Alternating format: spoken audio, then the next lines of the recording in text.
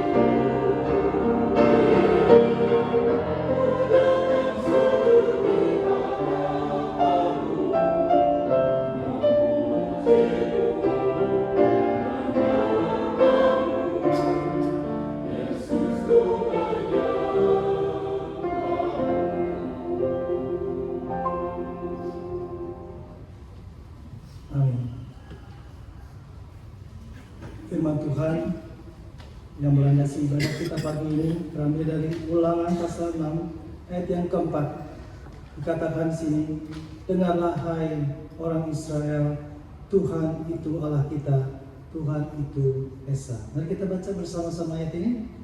Dengarlah hai Israel, Tuhan itu Allah kita, Tuhan itu Esa. Inilah Tuhan kita. Tuhan kita sembah, Allah yang Esa, Allah Tritunggal, Bapa, Putra, dan Roh. Tidak ada Allah lain yang seperti Allah kita. Amin. Mari kita bangkit berdiri. Kita membawa pujian, sembah kita kepada Pencipta dan Juru Selamat kita, Allah kita yang Maha Besar. Kita naikkan pujian besar Allahku. Raja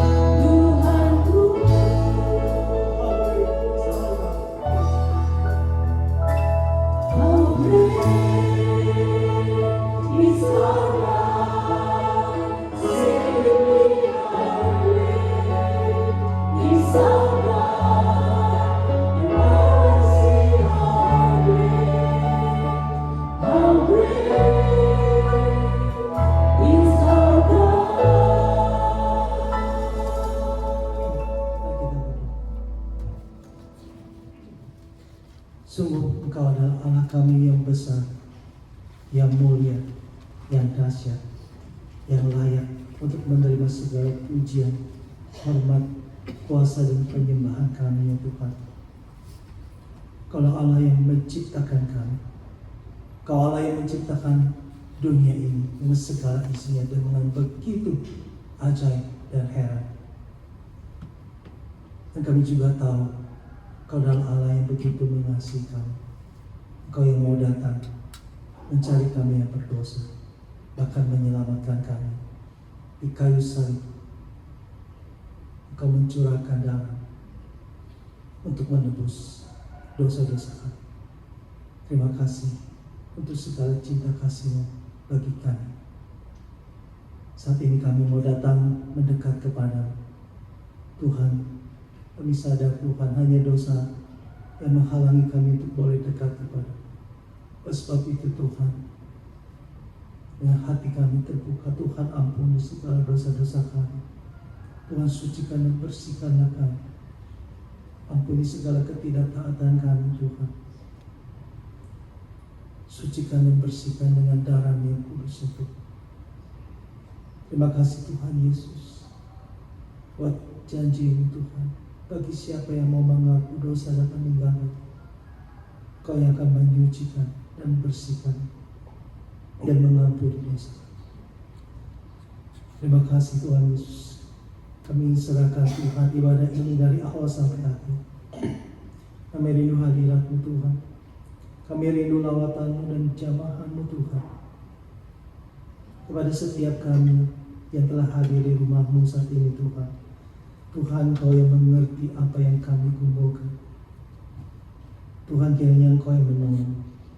Jika ada yang antara kami yang mengalami pergumulan dalam keluarga, Tuhan mari pulihkanlah, sehingga ada kembali kasih dan kerukunan sukacita di dalam keluarga kami. Mungkin ada pergumulan kesehatan Tuhan, biarlah Engkau yang memberi kekuatan, kesembuhan, kesehatan. Tuhan, mungkin Engkau kuatkan dan topang iman kami tidak menjadi lemah.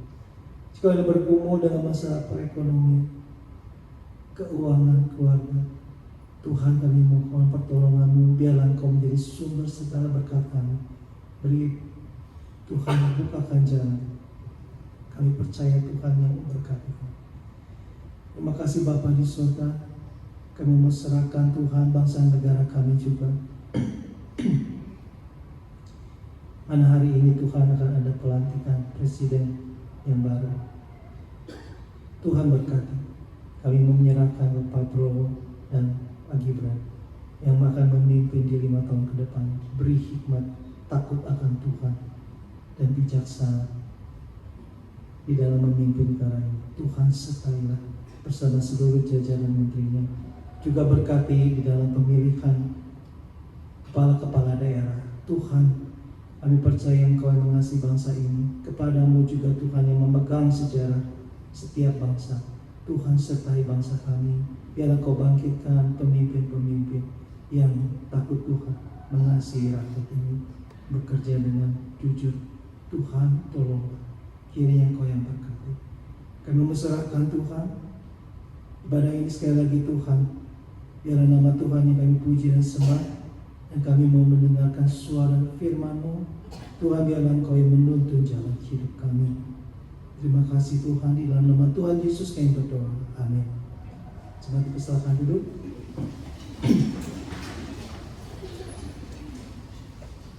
Jemaat yang dikasihi Tuhan, ketika Tuhan menciptakan kita manusia, Ia memberikan kita satu tugas yang sangat penting. Apa itu tugasnya?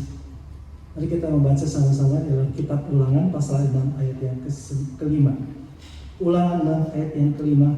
Ini tugas yang Tuhan mau. Mari kita baca ayat ini bersama-sama. 1, 2, 3. Kasihlah Tuhan Allahmu dengan segenap hatimu dan dengan segenap jiwamu, dan dengan segenap kekuatanmu. Inilah yang Tuhan mau, kita boleh hidup mengasihi Tuhan segenap hati, jiwa, dan kekuatan. Sebab Ia telah lebih dulu mengasihi kita. Amin, betul? Bapak Ibu dikasih Tuhan, Dia telah menyerahkan putra yang tua Yesus mati menebus dosa-dosa kita. Mari kita katakan kepada Tuhan lewat pujian berikut ini. Katakan, Tuhan, aku mau mengasihi-Mu, aku mau melakukan perintah-Mu. Mari kita naikkan pujian. I love you, Lord. To worship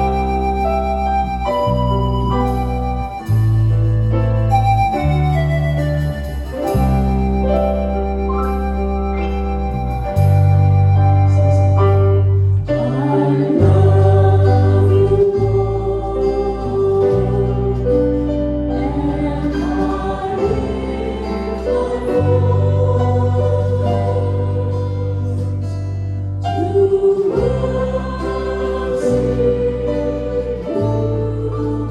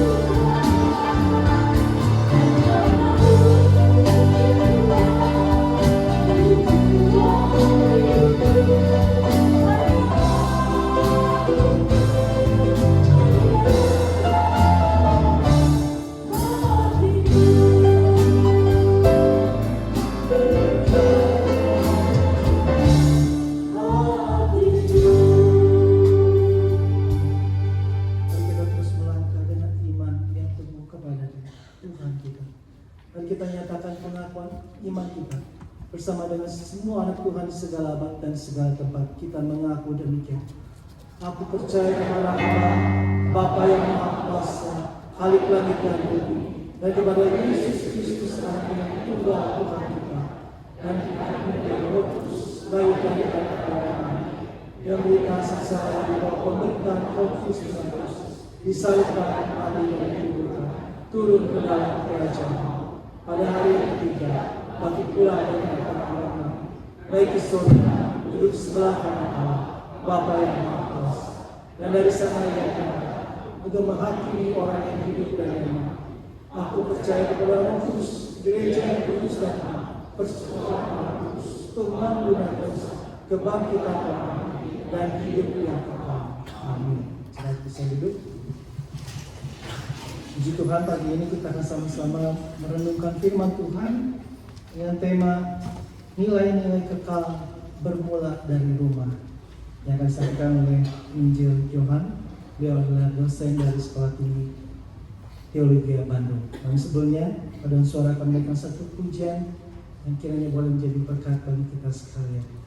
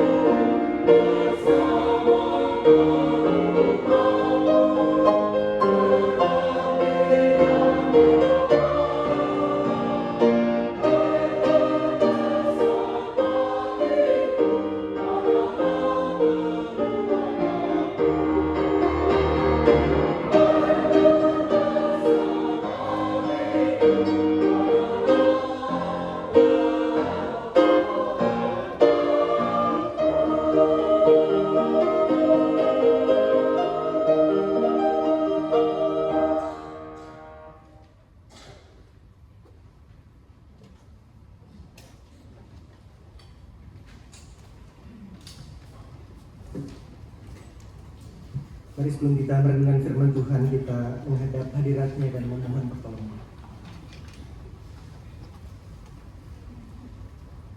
Tuhan, kami menghormati kehadiran-Mu tempat ini.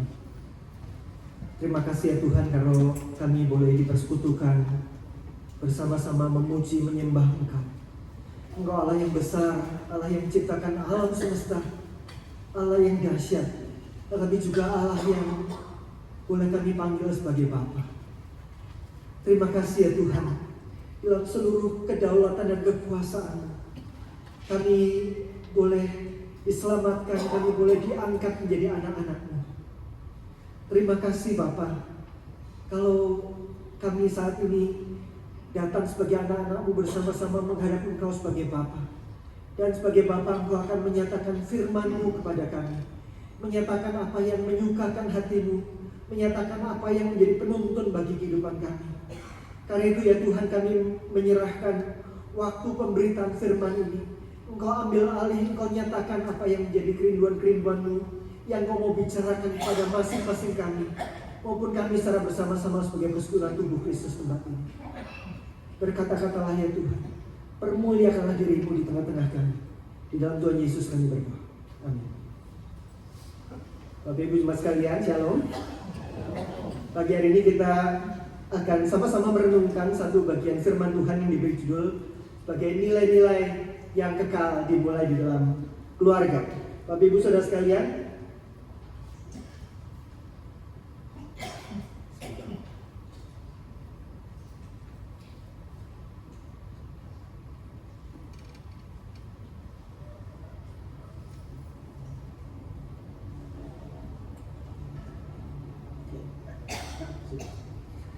ya, Bapak Ibu Saudara sekalian, kita masing-masing di tempat ini dalam kondisi berbeda-beda sebagai orang tua ya. Ada yang baru akan mau menjadi orang tua dan kita menantikan kelahiran anak kita, sudah membayangkan nanti akan bagaimana kita akan mendidik anak kita dengan penuh optimisme dan sukacita. Beberapa di antara kita sudah menjadi orang tua, mungkin orang tua anak-anak, remaja, pemuda begitu ya. Dan kita mungkin sekarang sudah capek jadi orang tua begitu ya. Ada begitu banyak masalah dan sebagainya, dan hal-hal yang optimisme yang dulu sekarang menjadi pesimisme. Saya tidak tahu. Kita mungkin saat ini menjadi orang tua dari anak yang sudah beranjak dewasa atau kakek nenek, dan beberapa dari kita sedang memperjuangkan untuk pertumbuhan hidup anak-anak rohani kita, bukan sekedar anak jasmani, tetapi anak-anak rohani kita di dalam pemuritan. Tapi Ibu Saudara sekalian, di dalam pengalaman kita atau pengamatan kita, numpang tanya, bagi Bapak Ibu Saudara sekalian, parenting, menjadi orang tua itu merupakan sesuatu yang bagaimana? Mari kita jujur dengan diri kita sendiri ya.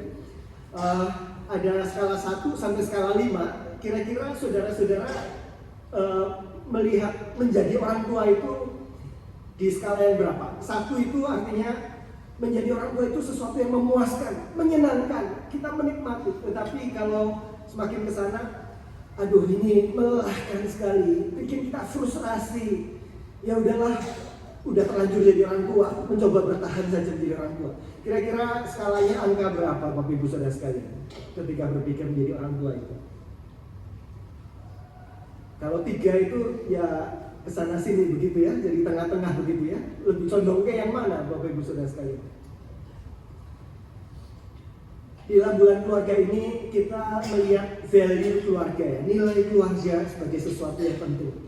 Tetapi kita juga tahu bahwa memuridkan keluarga itu bukan sesuatu yang mudah. Memuridkan keluarga adalah sesuatu yang penuh tantangan. Parenting adalah kerja keras, menjadi orang tua itu suatu kerja keras. Dan tidak ada seorang pun yang melakukannya dengan sempurna. Kita akan melakukan banyak kesalahan sebagai orang tua. Namun, proses kita di dalam memuridkan keluarga kita, anak-anak kita, juga bukan hanya akan menumbuhkan mereka, tetapi akan menolong kita sebagai orang tua. Jadi proses kita memuridkan anak, menumbuhkan anak-anak untuk mengasihi Tuhan, itu pun akan membentuk kita, dipakai Tuhan untuk membentuk kita, untuk bertumbuh. Dan ketika kita melihat hasil-hasilnya, buah-buahnya, kita akan dipenuhi sukacita. Betul, ini sesuatu yang berat, ini sesuatu yang tidak mudah, kita melakukan banyak kesalahan, tetapi ada banyak anugerah di dalam. Itu yang sama-sama akan kita renungkan pada pagi hari ini. Jika saya diminta memilih satu bagian firman Tuhan yang penting untuk dipelajari oleh semua orang yang menjadi orang tua, baik orang tua secara jasmani maupun orang tua rohani, pembimbing pemuritan begitu. Maka bagian firman Tuhan itu adalah Ulangan pasal 6. Dan itulah bagian yang akan kita sama-sama renungkan pada saat ini. Bapak Ibu Saudara sekalian, mari kita membuka Alkitab kita, Ulangan pasal 6 ayat 1 sampai 12. Saya akan membacakan ayat-ayat ini untuk Bapak Ibu Saudara sekalian. Demikian firman Tuhan. Inilah perintah, yakni ketetapan dan peraturan yang aku ajarkan kepadamu atas perintah Tuhan Allahmu untuk dilakukan di negeri kemana kamu pergi untuk mendudukinya, supaya seumur hidupmu engkau dan anak cucumu takut akan Tuhan Allahmu dan berpegang pada segala ketetapan dan perintahnya yang kusampaikan kepadamu, dan supaya lanjut umurmu. Maka dengarlah, hai orang Israel, lakukanlah itu dengan setia, supaya baik keadaanmu dan supaya kamu menjadi sangat banyak seperti yang dijanjikan Tuhan Allah nenek moyangmu kepadamu di suatu negeri yang berlimpah-limpah susu dan madunya. Sampai di sini dulu, nanti kita lanjutkan lagi. Bapak Ibu Saudara sekalian, mari kita bayangkan setting di mana Musa menyampaikan perkataan-perkataan Tuhan ini. Saat itu bangsa Israel ada di penghujung, mereka akan menduduki Kanaan, mereka akan menyeberang sungai Yordan, akan masuk ke tanah perjanjian. Tanah perjanjian yang dinantikan sekian lama sejak mereka keluar dari Mesir. Mereka akan masuk ke Kanaan, tetapi mereka berputar-putar 40 tahun di padang gurun sampai akhirnya masuk ke sana. Sampai pada waktu yang sudah dijanjikan ini, suatu waktu yang indah dan suatu yang besar. Dan Musa memberikan perkataan-perkataan ini yang tadi kita baca bersama-sama di dalam awal pemenuhan janji. Bagian yang kita baca ini diambil dari kitab Ulangan, dituliskan dalam kitab Ulangan. Pernahkah Bapak Ibu berpikir kenapa disebut sebagai ulangan? Ini bukan kayak ulangan harian, ulangan semesteran begitu ya. Kenapa disebut sebagai ulangan? Di dalam bahasa Inggris, kitab ini disebut sebagai Deuteronomy, ya, ulangan, Deuteronomy. Deutero itu adalah yang kedua. Nomi atau nomos adalah peraturan, ketetapan atau hukum. Jadi ini adalah pemberian hukum yang kedua. Jadi mengulangi lagi. Sudah pernah ada pemberian hukum yang pertama di mana? Gunung Sinai kepada orang-orang Israel. Dan inilah pemberian hukum yang kedua kalinya. Kenapa perlu yang kedua kalinya? Karena generasi pertama yang sudah pertama kali mendengar hukum-hukum itu semuanya sudah mati selain Musa, Kaleb dan Yosua. Semuanya sudah mati, dan ini adalah generasi kedua anak-anak mereka. Dan mereka perlu mendengarkan ulang sebelum mereka masuk ke dalam tanah perjanjian. Inilah kitab terakhir dalam 5 hukum Taurat, 5 kitab Taurat. Dan inilah perkataan terakhir Musa. Jadi Musa tidak bisa ikut masuk ke tanah Kanaan, tapi dia concern kepada orang Israel ini yang akan masuk ke sana. Dan dia dengan diurapi Tuhan, dia memperkatakan apa yang mereka harus dengar. Sesuatu momen yang sangat serius dalam sejarah Israel, sesuatu hal yang perlu ditekankan, yang bangsa Israel tidak boleh lupa tentang hal-hal ini. Hal-hal yang penting yang Musa mau katakan kepada mereka. Nah, Bapak Ibu Saudara sekalian, apa yang dikatakan oleh Musa hamba Tuhan itu kepada bangsa Israel yang akan masuk ke tanah Kanaan? Saya lanjutkan pembacaannya. Dengarlah hai orang Israel, Tuhan itu Allah kita, Tuhan itu Esa. Kasihlah Tuhan Allahmu dengan segenap hatimu, dengan segenap jiwamu, dan dengan segenap kekuatanmu. Apa yang kuperintahkan kepadamu pada hari ini haruslah engkau perhatikan. Haruslah engkau mengajarkannya berulang-ulang kepada anak-anakmu, membicarakannya apabila engkau duduk di rumahmu, apabila engkau sedang dalam perjalanan, apabila engkau berbaring, dan apabila engkau bangun. Haruslah juga engkau mengikatnya sebagai tanda pada tanganmu, dan haruslah itu menjadi lambang lidahimu. Dan haruslah engkau menuliskannya pada tiang pintu rumahmu dan pada pintu gerbangmu. Bagian selanjutnya, maka apabila Tuhan Allahmu telah membawa engkau masuk ke negeri yang dijanjikannya dengan sumpah kepada nenek moyangmu, yakni Abraham, Ishak dan Yakub, untuk memberikannya kepadamu, kota-kota yang besar dan baik yang tidak kau dirikan, rumah-rumah penuh berisi berbagai barang yang baik yang tidak kau isi, sumur-sumur yang tidak kau gali, kebun-kebun anggur dan kebun-kebun zaitun yang tidak kau tanami. Dan apabila engkau sudah makan dan menjadi kenyang, maka berhati-hatilah supaya jangan engkau melupakan Tuhan yang telah membawa kamu keluar dari tanah Mesir, dari rumah perbudakan. Demikian firman Tuhan. Satu pernyataan-pernyataan yang intens dari Musa. Dan Musa memulai semua perkataan-perkataannya itu dengan kalimat ini. Dengarlah hai orang Israel, Tuhan itu Allah kita, Tuhan itu Esa. Kata dengarlah itu dalam bahasa Ibrani adalah Shema. Dan Shema ini adalah sebuah doa yang dinaikkan oleh orang-orang Israel sejak pada masa itu dan seterusnya, setiap pagi, dari pagi hari dan setiap malam. Jadi sehari 2 kali orang-orang Israel itu menaikkan doa Shema ini, menunjukkan betapa perintah ini jadi perintah yang sangat serius bagi orang Israel pada saat itu. Ini doa setiap hari merupakan perintah yang sentral. Kenapa mereka berdoa pagi dan malam? Supaya mereka terus mengingat ini sesuatu yang penting dan sesuatu yang serius. Dan semua perkataan ini dimulai dengan penegasan tentang siapa Allah. Dikatakan Tuhan itu Allah kita, Tuhan itu Esa. Kata Tuhan di dalam bagian ini, dalam terjemahan Alkitab bahasa Indonesia, memakai kata TUH yang semuanya besar. Bapak Ibu sering perhatikan ya, ada yang semuanya besar, ada yang P-nya saja yang besar, begitu ya, Tuhan. Dan itu berasal dari bahasa Ibrani yang berbeda. Kalau kata Tuhan dengan TUH yang semuanya besar, itu asal katanya adalah asal kata dari bahasa Ibrani YHWH, Yahweh. Ketika dikatakan YHWH, orang Israel bahkan tidak berani menyebutnya membacanya sebagai Yahweh. Tulisannya YHWH, bacanya adalah Adonai. Menunjukkan ini adalah nama Tuhan yang keramat, nama Tuhan yang sakral. Ketika dikatakan YHWH, itu berbicara tentang Allah yang berdaulat, Allah yang kekal, Allah yang ada dengan sendirinya, Allah yang melampaui segala sesuatu, sehingga mereka menghormati. Dan dikatakan Yahweh itu adalah Allah yang Esa. Berbeda dengan bangsa-bangsa lain pada saat itu, berbeda dengan bangsa Mesir, bangsa Kanaan yang menyembah banyak Allah. Allah Yahweh itu yang berdaulat berkuasa itu adalah Allah yang Esa. Pertanyaannya adalah bagaimana kita berelasi dengan Allah yang demikian? Itulah yang dikatakan pada bagian berikutnya. Ketika kita berhadapan dengan Allah yang agung, besar, kali langit dan bumi, Allah yang berdaulat ini, maka Musa berkata, kasihilah Yahweh itu, kasihlah Tuhan Allahmu dengan segenap hatimu, segenap jiwamu, segenap kekuatanmu.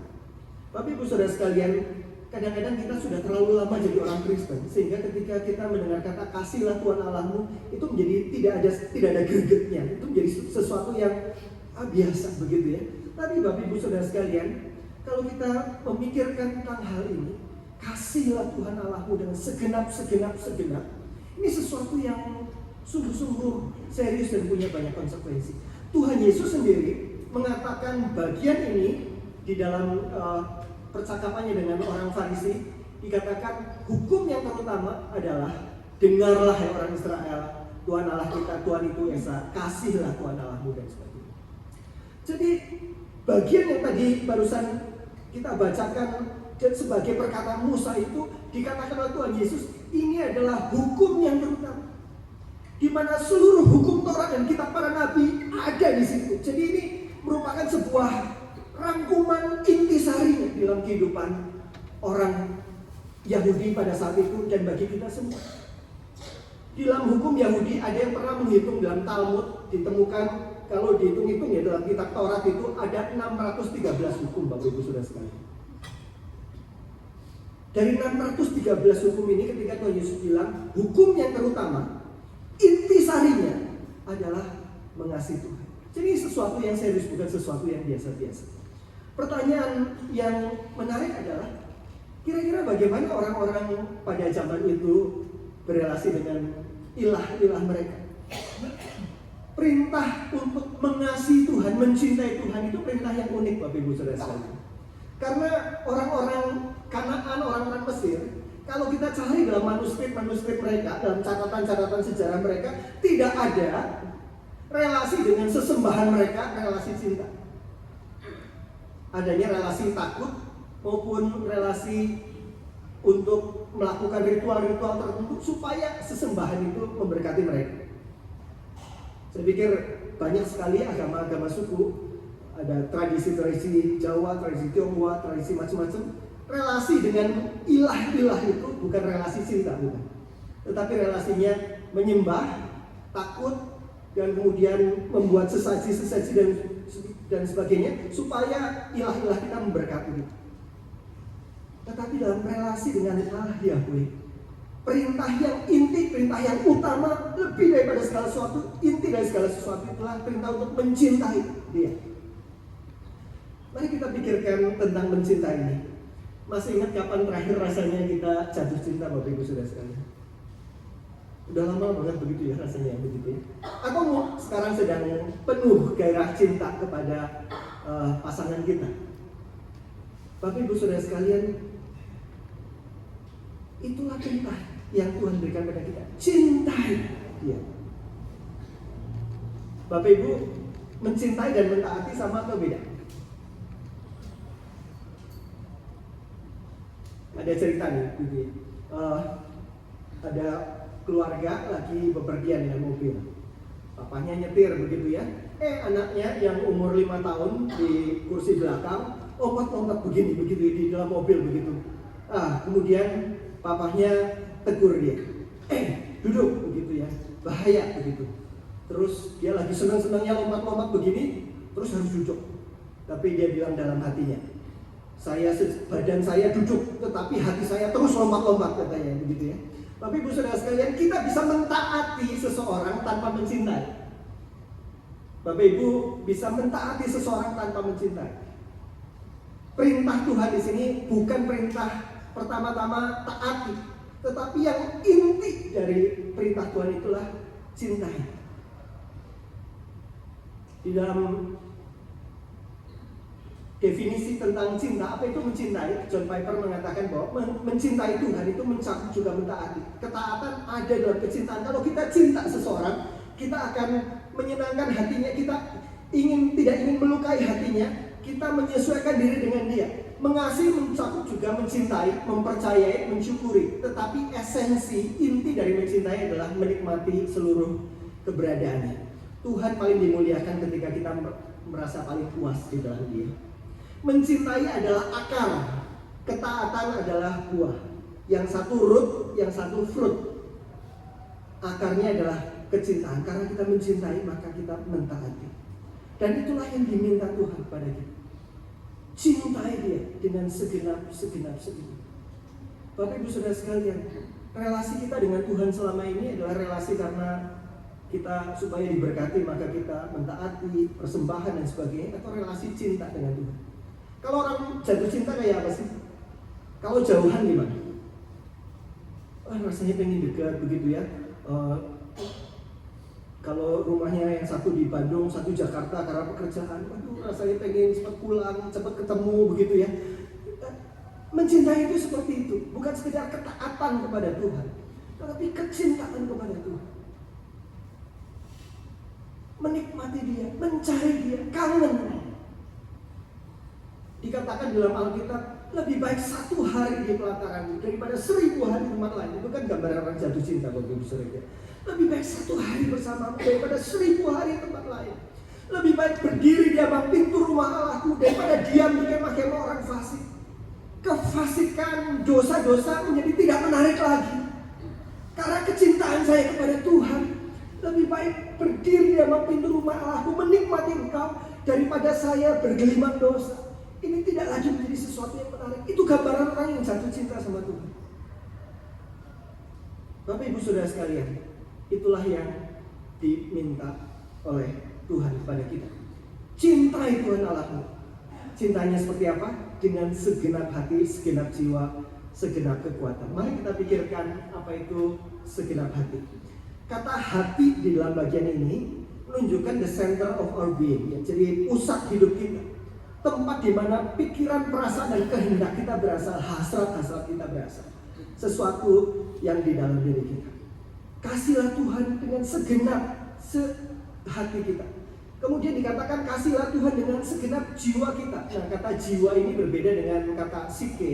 atau jiwa manusia begitu ya. Kata jiwa di sini nepes itu artinya seluruh keberadaan kita. Jadi seluruh badan kita. Di dalam bahasa Indonesia ada kata cacah jiwa, kemudian mencari jiwa. Kita bukan sekedar mencari aspek jiwa saja, tetapi kata jiwa di situ adalah keseluruhan pribadi seseorang. Jadi kasihlah Tuhan dengan segenap pikiran, hati, perasaan, dan hasratmu, tetapi juga cintailah Tuhan dengan segenap keberadaan kita meliputi perkataan, tindakan-tindakan kita. Dikatakan cintailah Tuhan dengan segenap kekuatanmu. Ini satu kata yang unik juga dalam bahasa Ibrani.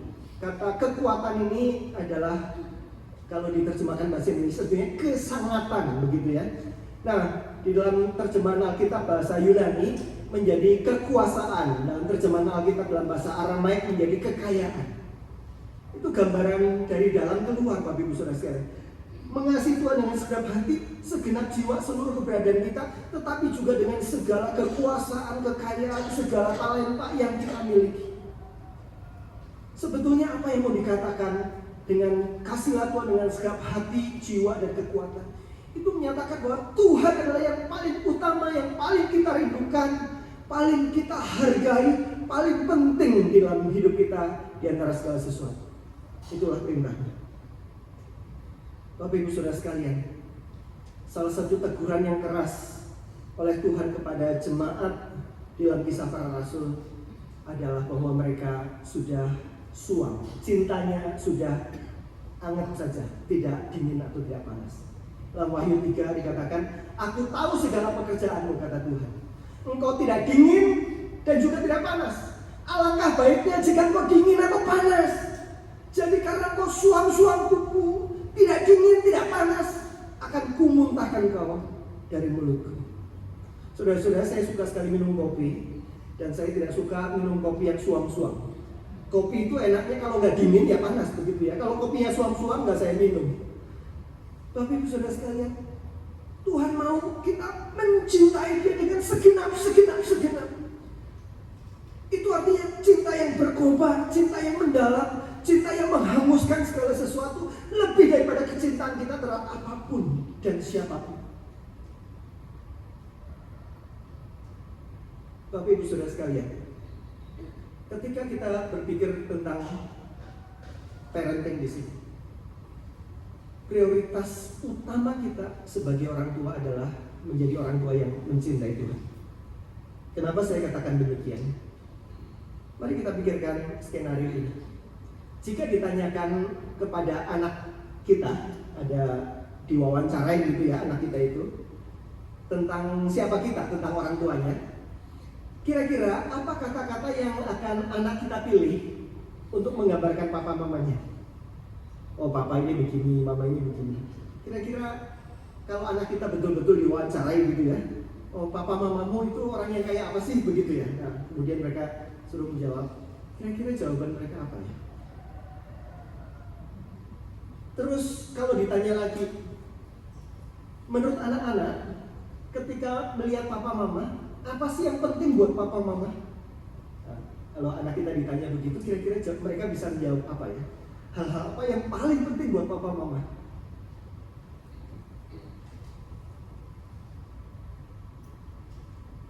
Dan kalau ditanya apakah mereka ingin menjadi seperti papa mama kalau nanti mereka dewasa, begitu, kira-kira jawabannya seperti apa?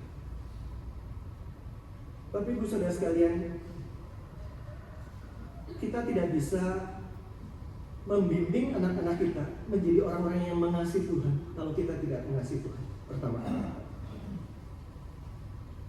cara terbaik untuk mengasihi anak dengan baik adalah dengan mengasihi Tuhan dengan baik. Karena kita tidak mungkin memberikan sesuatu yang kita tidak miliki. Bapak Ibu Saudara sekalian, kita sudah melewati masa-masa COVID, tetapi kita tidak bisa menularkan COVID kepada seseorang kalau kita tidak kena COVID dulu kan. Kita baru bisa menularkan itu kalau kita ada di situ. Kita baru bisa mengajar anak-anak untuk mencintai Tuhan kalau itu ada dalam diri kita. Jadi prioritas pertama kali sebagai orang tua adalah menjadi orang tua yang mencintai Tuhan. Cara terbaik untuk mengasihi anak dengan baik adalah dengan mengasihi Tuhan dengan baik.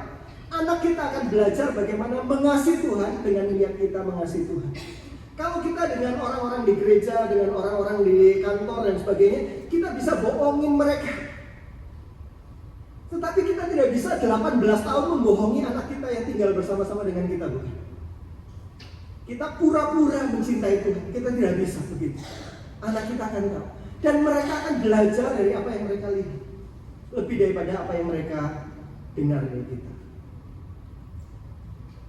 Mencintai Tuhan itu akan menular kepada orang-orang yang di dekat kita. Jadi ketika kita bicara tentang parenting, maka prioritas pertama sebagai orang tua adalah menjadi orang tua yang mencintai Tuhan. Mari kita lanjutkan. Setelah Musa mengatakan kasihlah Tuhan dan sebagainya, kemudian bagian kedua adalah bagian yang penting, dikatakan apa yang kuperintahkan kepadamu hari ini haruslah engkau perhatikan, haruslah engkau mengajarkannya berulang-ulang kepada anak-anakmu. Jadi mengasihi Tuhan ini perlu bukan saja mereka perhatikan untuk diri mereka, tetapi perlu diajarkan berulang-ulang kepada anak-anakmu, membicarakannya apabila engkau duduk di rumahmu dan seterusnya dan seterusnya. Bapak Ibu Saudara sekalian, saya ingin mengatakan pada bagian ini, kenapa bagian ini penting dan vital bagi orang Israel yang mau masuk ke dalam tanah Kanaan, dan juga bagi kita semua. Pikirkan sungguh-sungguh bahwa setiap orang Kristen, setiap saudara dan saya berada sebagai penghubung antara dua generasi. Generasi sebelum kita dan generasi sesudah kita. Semua kita ada di tengah-tengah itu.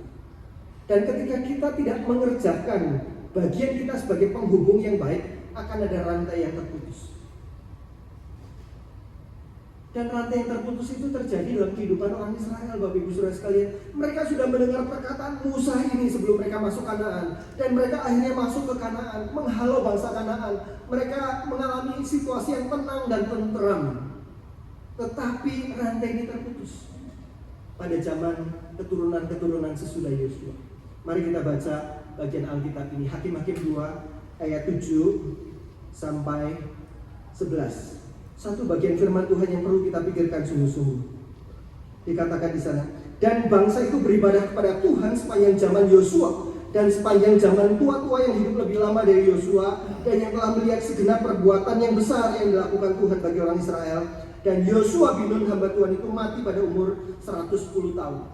Bapak Ibu ingat ya, waktu Yosua sudah mengakhiri masa peperangannya dan sebagainya, dan dia memerintah orang-orang Israel. Kemudian dia berkata, pilih hari ini, kamu mau beribadah kepada siapa? Aku dan keluargaku akan beribadah kepada Allah. Kemudian bangsa Israel melakukan itu bersama-sama dengan Yosua. Satu ending yang luar biasa. Tetapi kalau kita buka Alkitab kita beberapa halaman berikutnya, kita ketemu dengan ayat ini. Seluruh angkatan itu, angkatan Yosua dan para tua-tua itu, dikumpulkan kepada nenek moyangnya. Perhatikan, bangkitlah sesudah mereka itu angkatan yang lain yang tidak mengenal Tuhan ataupun perbuatan-perbuatan yang dilakukannya bagi orang Israel. Lalu orang Israel melakukan apa yang jahat di mata Tuhan, dan mereka beribadah kepada para Baal. Hanya perlu satu generasi sesudah zaman Yosua dan para tua-tua. Kenapa itu terjadi? Kenapa penyembahan yang luar biasa kepada Allah di dalam generasi berikutnya menjadi penyembahan kepada Baal? Karena rantai itu terputus. Kita menghubungkan dua generasi, generasi di atas dan generasi di bawah. Ketika kita tidak menceritakan, kita tidak menolong orang-orang di bawah kita di dalam generasi selanjutnya untuk mencintai Tuhan, rantai itu terputus. Bukankah ini cerita di banyak sekali daerah-daerah misi di Indonesia? Ada begitu banyak tempat-tempat yang dulu dirintis dengan luar biasa oleh para misionaris dengan begitu banyak pengorbanan. Tetapi banyak sekali kantong-kantong Kristen menjadi tempat-tempat yang sangat menyedihkan. Tidak ada kecintaan kepada Tuhan, yang adalah tradisi agama. Tidak semua jelas, tetapi ada begitu banyak kondisi seperti itu. Apa yang terjadi? Ada generasi yang putus, di mana kecintaan pada Tuhan tidak diturunkan, tidak diteruskan. Bapak Ibu Saudara sekalian, inilah tugas yang penting. Prioritas parenting yang kedua. Tadi yang pertama adalah dengan kita mencintai Tuhan. Yang kedua adalah dengan kita mengajar anak-anak untuk mencintai Tuhan. Kata ajarkan berulang-ulang itu diambil dari kata bahasa Ibrani shanan. Shanan itu adalah mempertajam. Jadi kalau kita mau mengasah pisau, kan berulang-ulang, bukan cuma satu kali, cok gitu ya, nggak langsung tajam. Berulang-ulang. Gambarannya seperti itu. Mencintai Tuhan adalah prioritas bagi hidup kita, tetapi prioritas juga bagi generasi selanjutnya, dan kita perlu mengajarkannya berulang-ulang. Dan itu adalah perintah yang Tuhan berikan pada kita. Mari kita baca bersama-sama Mazmur 78 ayat 2 sampai 4 ini. Perkataan yang indah tentang bagaimana tidak menyembunyikan Allah tetapi menceritakan Allah kepada generasi selanjutnya. Mari kita baca bersama-sama 2, 3. Aku mau membuka mulut mengatakan amsal. Aku mau mengucapkan teka-teki dari zaman purbakala yang telah kami dengar dan kami ketahui, dan yang diceritakan kepada kami oleh nenek moyang kami. Kami tidak hendak sembunyikan kepada anak-anak mereka, tetapi kami akan ceritakan kepada angkatan yang kemudian puji-pujian kepada Tuhan dan kekuatannya dan perbuatan-perbuatan ajaib yang telah dilakukan. Kami tidak hendak sembunyikan kepada anak-anak mereka, tetapi kami akan menceritakan. Bapak Ibu Saudara sekalian, itu adalah tempat dan panggilan kita semua sebagai orang tua. Kapan kita melakukannya berulang-ulang? Apabila engkau duduk di rumahmu, kita ngajak nonton film bareng, kemudian kita mendiskusikan. Sekarang ada banyak sekali film-film yang baik, Bapak Ibu Saudara sekalian, bisa punya movie time dengan keluarga kita, kemudian kita mendiskusikan. Waktu kita main game bareng dan menceritakan banyak hal. Waktu anak kita duduk frustrasi karena mengerjakan PR yang nggak bisa-bisa begitu. Apabila engkau duduk di rumah, apabila engkau sedang dalam perjalanan, rencanakan perjalanan bersama untuk kita mengajak mereka melihat dunia, kebutuhan-kebutuhan, pelayanan bersama dan sebagainya. Menikmati waktu bersama-sama sambil mengajarkan kecintaan kepada Tuhan. Apabila engkau berbaring, salah satu momen yang penting yang perlu kita selamatkan adalah momen ketika anak-anak mau tidur. Kita menemani, kita menceritakan, review sepanjang hari ini seperti apa, dan kita mengajak mereka untuk berdoa. Ada begitu banyak kesempatan-kesempatan. Bapak Ibu Saudara sekalian, rumah adalah lingkungan yang natural untuk pemuridan. Rumah adalah lingkungan yang natural untuk pemuridan. Di mana lagi Bapak Ibu Saudara sekalian, kita bisa menghabiskan waktu sekitar 18 tahun dengan seorang anak. Mengajar mereka, merawat mereka, beribadah bersama, mendiskusikan pertanyaan-pertanyaan mereka, berdoa bersama, mengoreksi mereka ketika mereka mulai menyimpang, menyemangati mereka dan sebagainya. Ada begitu banyak kesempatan, dan itulah yang diperintahkan oleh Musa kepada bangsa Israel. Tuhan dengan jelas memerintahkan prioritas terbesar orang tua adalah membimbing anaknya untuk mengenal Tuhan, mencintai Tuhan. Tidak kenal maka tidak sayang. Orang perlu mengenal Tuhan dan mencintai Tuhan, mencerminkan Tuhan dan memuliakan Tuhan. Itulah prioritas pertama orang tua. Setelah kita mencintai Tuhan, kita mengajarkannya. Memuridkan anak adalah tugas utama orang tua di dalam Alkitab. Memuridkan anak bukan tugas utama dari gereja. Memuridkan anak bukan tugas utama dari sekolah minggu atau para pendeta. Memuridkan anak adalah tugas utama dari orang tua. Kita bisa mendapatkan pertolongan-pertolongan untuk yang lain-lain, tetapi tugas utamanya ada pada kita. Bapak Ibu Saudara sekalian, kontribusi terbesar kita dalam kerajaan Allah mungkin bukan sesuatu yang kita lakukan, tetapi seseorang yang kita besarkan.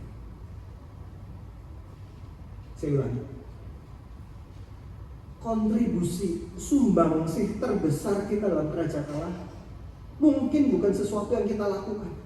Bikin acara ini, bikin KKR, bikin kegiatan ini, bukan kegiatan ini. Kontribusi terbesar kita dalam kerajaan Allah seringkali adalah seseorang yang kita besarkan. Orang yang akhirnya mencintai Tuhan dengan segenap hidupnya dan memakai seluruh hidup dan talentanya bagi tujuan dan kerajaan. Itulah tugas yang Tuhan berikan kepada kita. Kita simpulkan, prioritas parenting yang pertama adalah menjadi orang tua yang mengasihi Tuhan. Prioritas parenting yang kedua adalah mengajar anak untuk mengasihi Tuhan. Bapak Ibu Saudara sekalian, tugas besar bagi kita semua. Dan tugas ini adalah tugas yang seringkali membuat hati kita ciut. Bagaimana Tuhan saya mencintai Tuhan? Saya rasanya masih jauh dari mencintai Tuhan. Bagaimana Tuhan saya menolong anak saya mencintai Tuhan? Selama ini saya kurang memprioritaskan hal itu. Jikalau bukan Tuhan yang membangun rumah, maka sia-sia orang yang membangun. Kita menanam, kita menyiram, tetapi Tuhan yang memberi pertumbuhan. Untuk itu di akhir kebaktian, di akhir khotbah ini, saya mengajak Bapak Ibu Saudara sekalian yang sungguh-sungguh ingin, Tuhan, tolong saya mencintai Engkau. Tuhan, tolong saya untuk mengajar anak-anak mencintai Engkau. Inilah tugas saya. Kita datang pada Tuhan, minta kasih karunia. Mari kita datang pada Tuhan dan berdoa.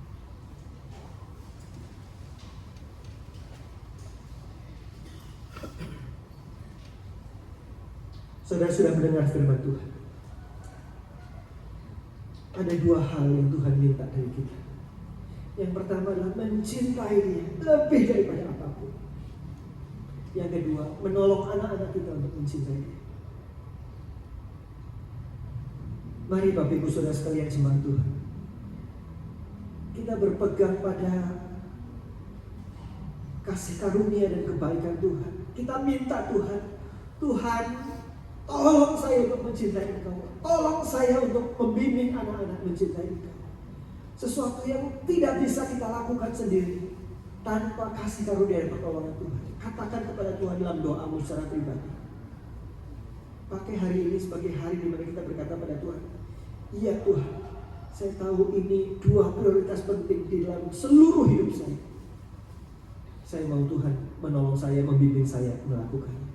Ambil waktu berdoa di hadapan Tuhan.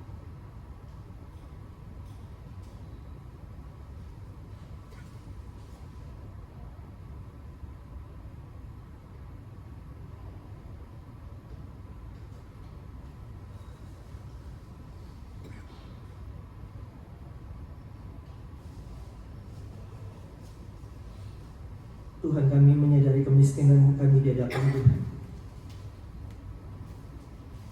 Kami malu atas betapa kecilnya hasrat kami kepada Tuhan, kecintaan kami kepada Tuhan.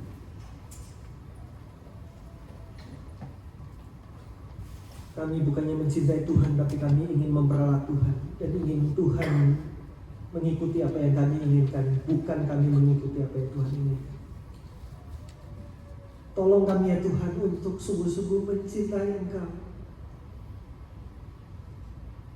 Kami tidak dapat melakukannya sendiri.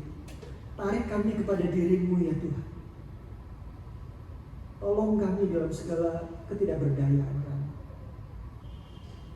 Dan dalam perjuangan kami dan kasih karunia yang kami nantikan dari Tuhan, untuk kami boleh semakin mencintai Tuhan.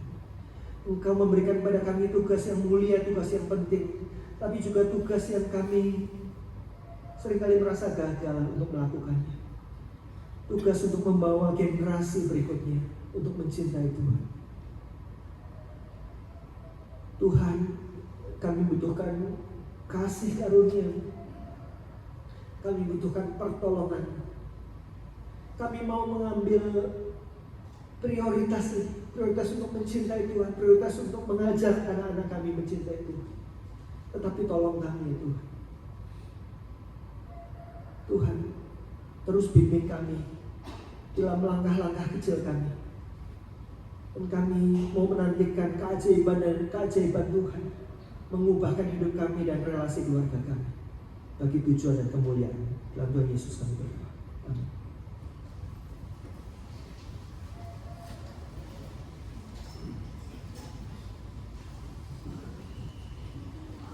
Puji Tuhan, kita telah diberkati oleh firman Tuhan pada pagi ini. Dan tiba saatnya saat ini kita akan mengumpulkan persembahan kita.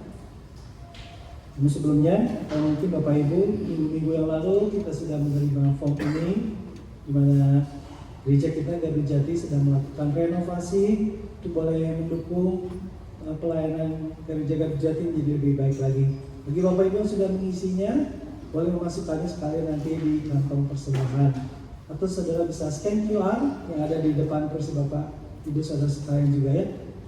QR code untuk mendukung pembangunan atau renovasi. Sambil kita juga menjalankan persembahan rutin kita, silakan petugas ya.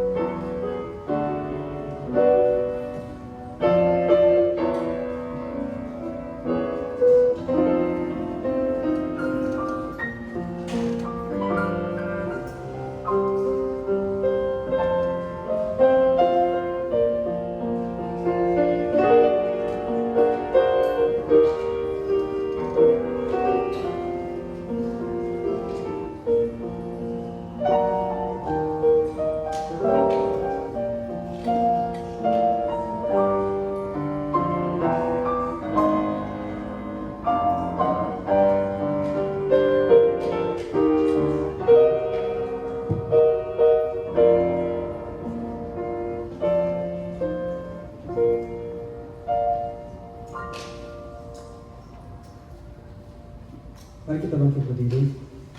Kita mau menyerahkan persembahan kita kepada Tuhan. Bapa di surga, terima kasih untuk segala berkat Tuhan yang memungkinkan kami pada pagi ini boleh membawa persembahan kami. Terima kasih Tuhan untuk segala berkat-Mu. Biarlah Tuhan yang menerima segala persembahan ini boleh dipakai melalui gereja-Mu Tuhan untuk boleh memperluas kerajaan dan mendukung pelayanan-pelayanan melalui gereja-Mu.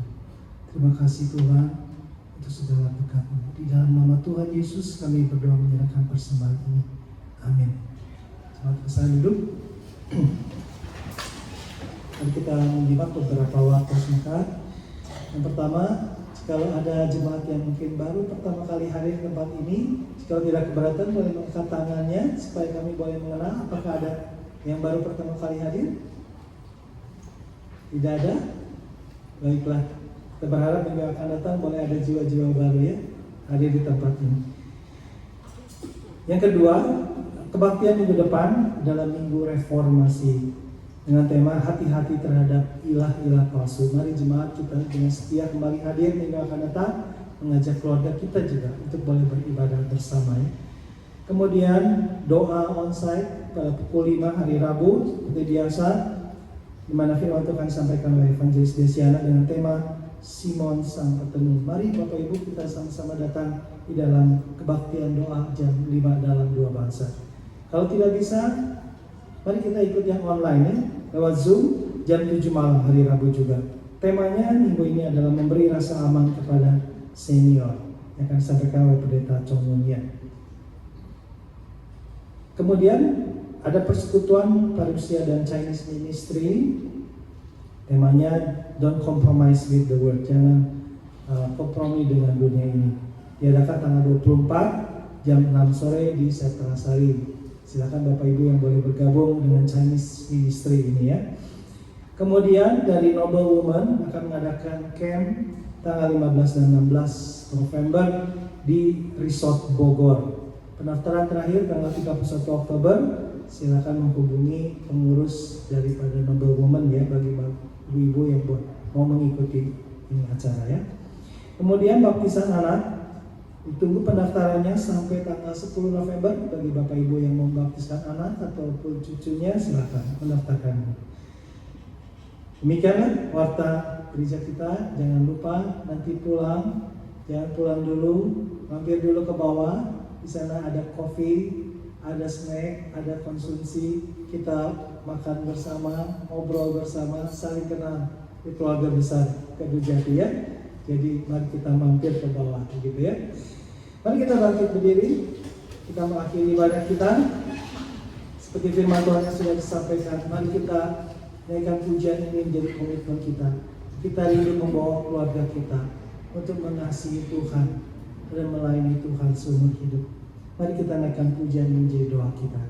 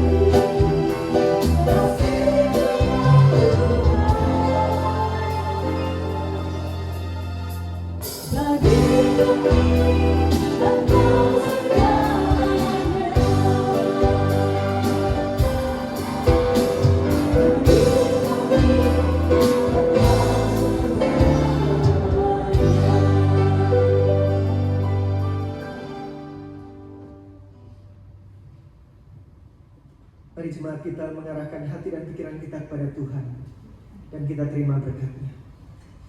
Kiranya kasih karunia dari Allah Tritunggal, Allah Bapa, Allah Putra dan Allah Roh Kudus memberkati kita berlimpah-limpah, memberkati dengan kasih dan kerinduan yang semakin besar akan Tuhan di dalam hati dan hidup kita, memberkati kita dengan kasih karunia untuk boleh menularkan kasih itu kepada anak cucu kita, kepada generasi selanjutnya, supaya melalui seluruh kasih karunia Tuhan itu, hidup kita boleh diberkati dan menjadi berkat bagi orang-orang yang Tuhan izinkan berhubungan dengan kita, terutama keluarga kita.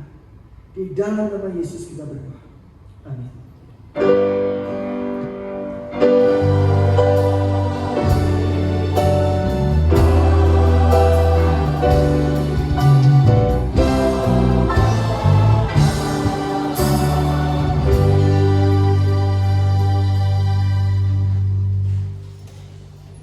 Silakan duduk, mengambil doa teduh, bakti yang satu sini kita memberkati.